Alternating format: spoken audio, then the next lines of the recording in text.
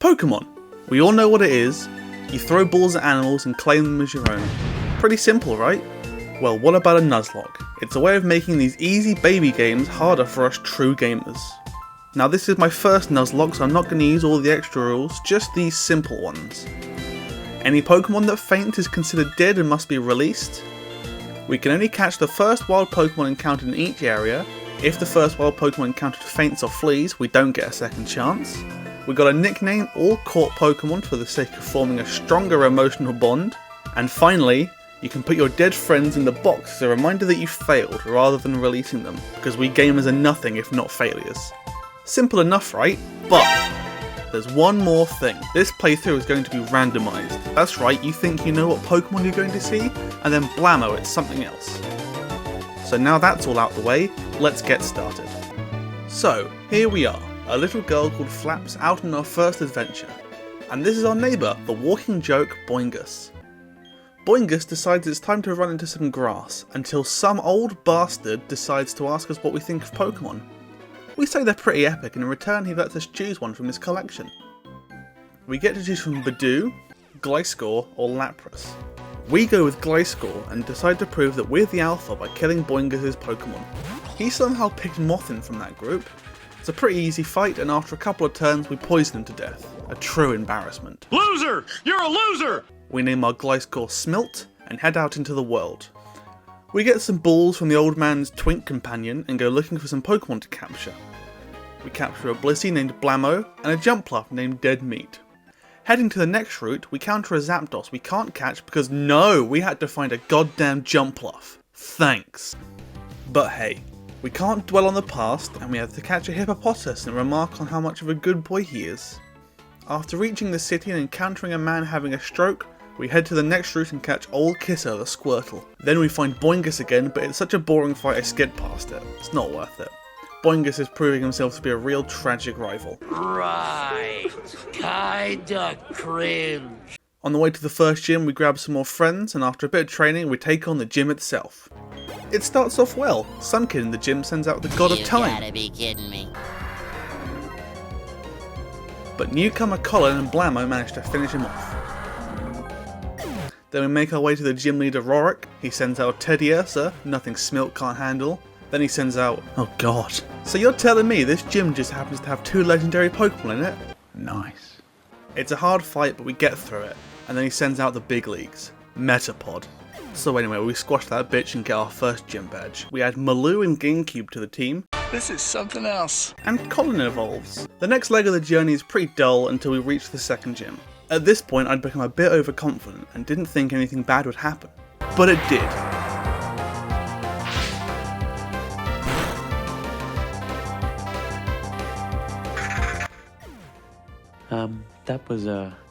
That was really bad. I couldn't believe it. Spooky Mo was gone. The first casualty, and there was nothing I could do about it. R.I.P. Spooky Mo.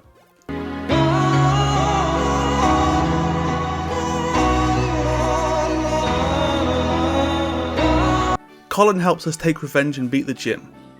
Then we get a bike for some zooming. Or we would be zooming if this guy didn't decide to mansplain to us the plot. And then this woman does the same. Just let me zoom, damn it. Stop talking. Eventually we get past those silly plot points and head down to the next route to see what we find. And oh my god, it's Kyogre! First out is Maloo. I'm thinking as its grass type it can resist most of Kyogre's moves and withstand a bit of damage while I try to catch it, and it's dead. Shit. After 8 minutes of trying with old Kisser, Colin and Leslie, we catch it with 4 Pokeballs left. So say hello to Big Fish. Oh yeah, and then we catch Bob Fossil and Paul O'Grady. And Egg hatches from the egg. We slap our way through the next gym and reach Leader Fanta. For the most part it goes well.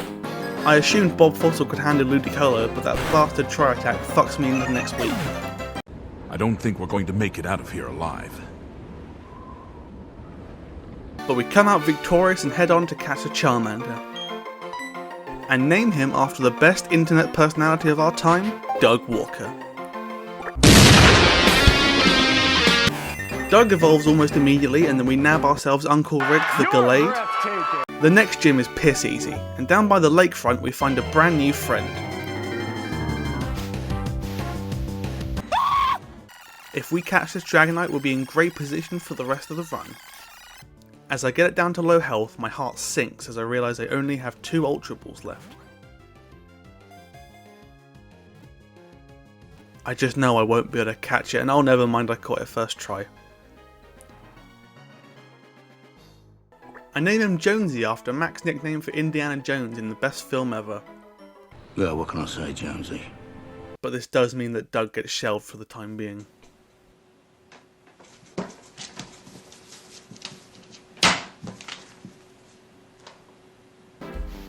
We head to the next gym and take on Crasher Wake. He sends out Heatran during the fight, but it's no match for our big fish. Back outside, Boingus corners us to remind us how pathetic he is. Then Wake joins us as we witness a terrorist attack. Terrorists win. Of course, they send the 12-year-old to hunt down the terrorists and kill their Pokemon. Then just as soon as they leave, Cynthia turns up. Mighty suspicious if you ask me. Anyway, she tells us to scare off some loitering ducks and we catch our next Pokemon, Corduroy. Before we attack each other and tear ourselves to shreds like a pack of maniacs, let's just open the sack first and see what's actually in it. It might not even be worth the trouble. Hi. Okay, it's worth it. In the next village we check out some sweet ruins with this old lady, until some dickhead arrives to ruin her. Oh dear, I seem to have spotted a cunt. Good day. Big Fish absolutely murders his entire team, and we move on. The leader of a terrorist organisation proves to be no match compared to some random trainer and his white nut.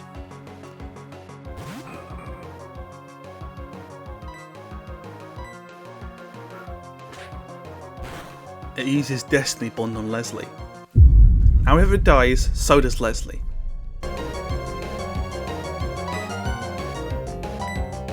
So I use another quick attack because I know it won't do— oh no. Of course it's a critical hit. No. And just like that, one of our heavy hitters is freaking dead. The next time I record, the footage gets corrupted, which is nice. But all that happens is we catch Tombola and head to the next town. It's here we meet Boingus and once again embarrass him. We beat Byron. Who's the president? Byron! Then we find out terrorists are still being naughty, so we head to the lakefront to fuck them up. And fuck them up we do. Larry, what the hell are you doing? Larry, you can't just— oh. We clear out the lakefront and head to the next one to help out the old man. While fighting Mars, I foolishly thought Colin could take at least one hit from Gardevoir. But what a fool I was. All around me are familiar faces.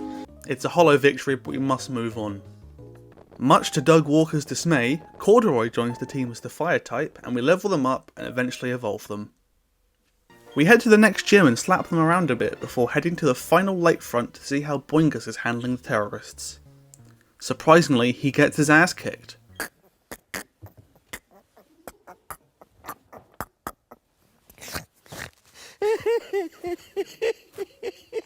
Then we head to Terrorist HQ and help the one police officer take them down.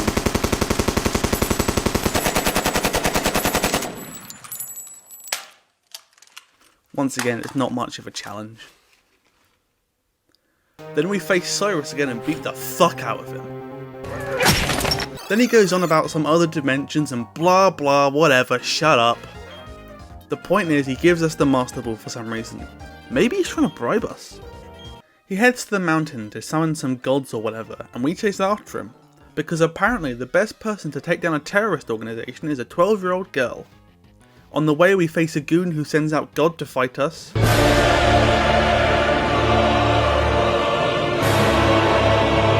We kill God and move on. That's right, God is dead. Just as we're about to take revenge on Mars and her mate, Boingus turns up in a sad attempt to stay relevant to the plot. He fights alongside us. I hit all of them with an earthquake because fuck you, Boingus.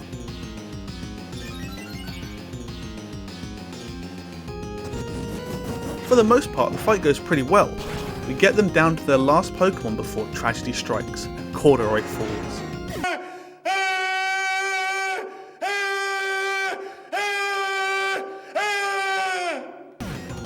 I fully blame Boingus. I was doing fine without him, the prick. After he gets my Pokemon killed, he just legs it, leaving me to stop reality from falling apart by myself. Sick one, bro. But hey, God is dead, so fuck me, right?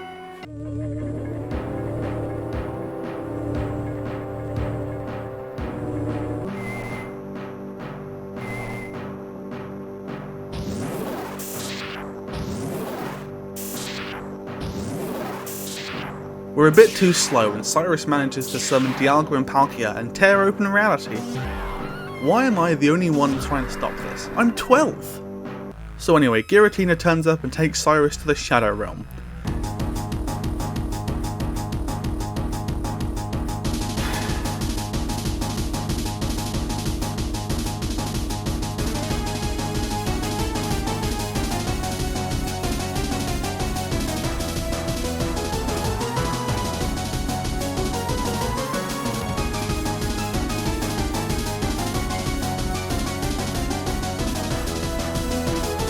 Then conveniently, Cynthia turns up again and acts like she's important to the narrative. So Cynthia and I jump into a different dimension like it's nothing and chase down Cyrus. We slap him one last time and fight Giratina, who for some reason is the only Pokemon to not get randomized, but whatever. It's fight time.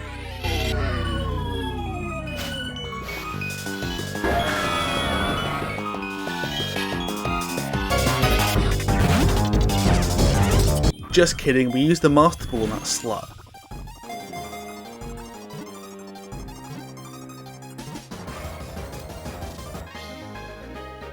And we name the God of Shadows, Sally. Then once we're back in our reality, we finally bring him back to the team. Doug Walker is back.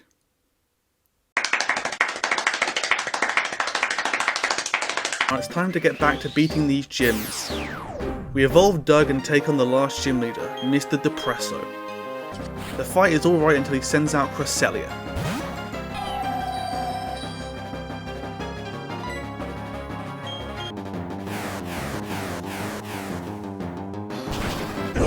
No.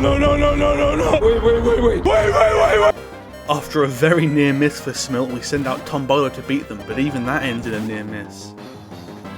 Is this my penance for killing God? Anyway, eventually we take him out and hope it doesn't get worse. Oh god, it's Oddish. 2 legendaries in one fight, huh? Epic. Thankfully Big Fish one-shots it. Too easy. But hey, now we have all 8 gym badges and we can finally take on the Elite Four. On the way to Victory Road we catch Rhyperior, call it Milt, and head to the last hurdle. In Victory Road, God comes back for revenge.